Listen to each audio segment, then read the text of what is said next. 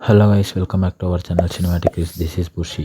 Box office దగ్గర మొదటి weekend రన్లో అన్ని చోట్ల ఎక్సలెంట్ కలెక్షన్స్తో దుమారం లేపిన mega prince Varun Tej movie అయిన కొరియన్ కనకరాజు సినిమా బిజినెస్లో చాలా మొత్తాన్ని వెనక్కి తీసుకురాగా వర్కింగ్ డేస్లో అడుగుపెట్టిన సినిమా.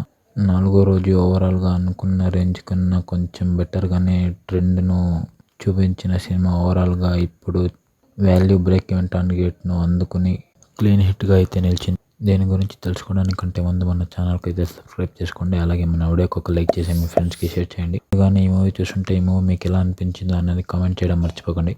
సో ఇక వరుణ్ తేజ్ కెరియర్లో రీసెంట్ టైంలో వరుస ఫ్లాప్స్ తర్వాత క్లీన్ హిట్ మూవీగా నిలిచింది ఈ మూవీ అయితే.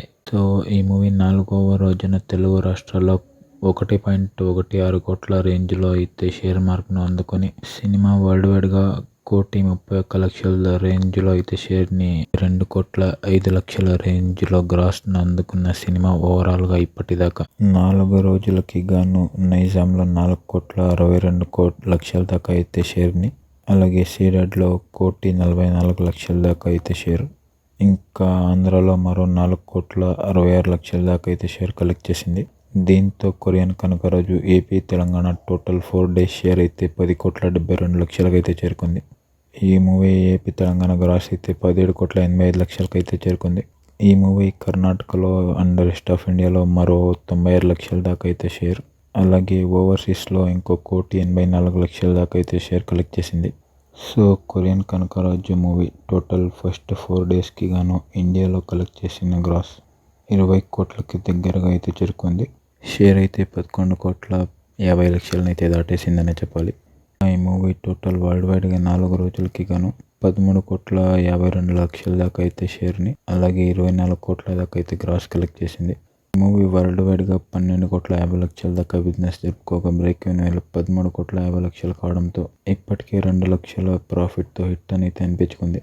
సో ఇప్పటి నుంచి ఈ మూవీ ఏం కలెక్ట్ చేసిన ప్రాఫిట్స్ అనే చెప్పాలి.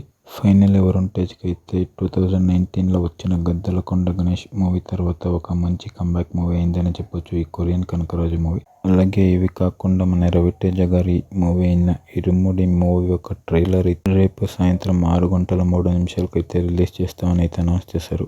ఈ మూవీ అయితే ఈ మంత్ 21న రిలీజ్ అవుతుంది. చూడాలి ఈ మూవీ రవితేజ గారికి కంబ్యాక్ మూవీ అవుతుందో లేదో. That's it for this video guys. ఇలాంటి మరిన్ని box office and Tollywood updates కోసం అయితే మన ఛానల్కి సబ్స్క్రైబ్ చేసుకోండి.